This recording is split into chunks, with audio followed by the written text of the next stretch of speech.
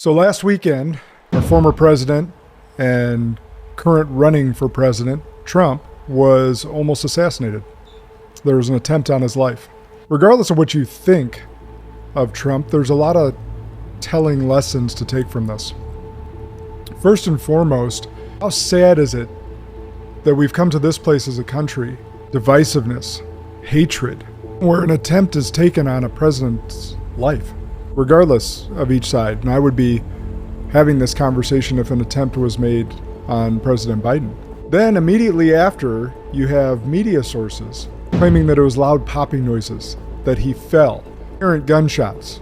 It wasn't clear as day exactly what happened. So if you ever had a distrust in media, ever before in your life, or if maybe you've trusted mainstream media, like this should give you pause. Just in how they reported that right there should give you pause. To be like, can I trust them?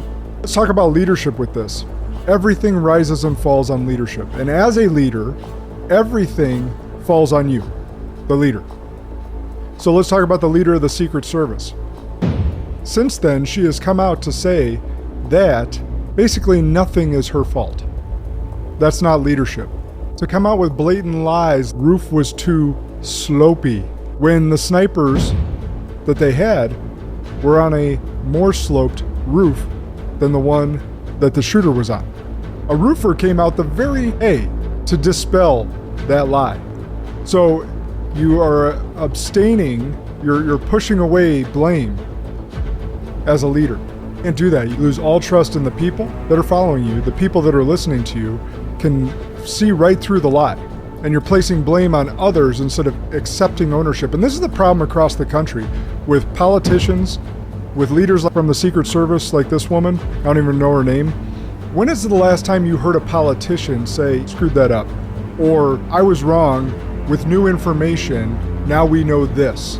We got to get back to that, where we can accept blame as a leader.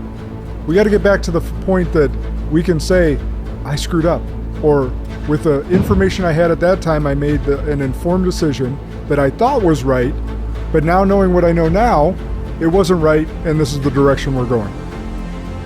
But as a culture and as a society, we are trying to put up a quote-unquote perfect candidate. There are no perfect candidates.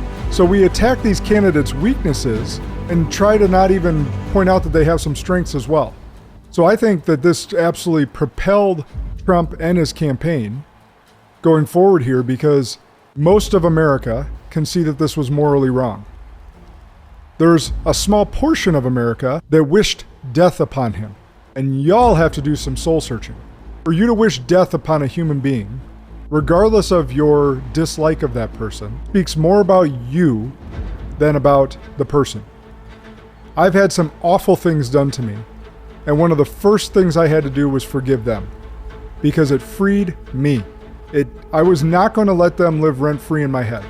So forgiveness, focusing on leadership, accepting blame, not falling into the divisive nature that our politicians are trying to drive that wedge in between us.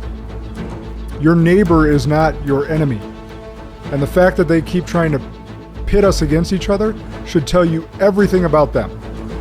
It is us, the people, versus them, the deep state. And the deep state failed in their attempt to get Trump out of office of this world.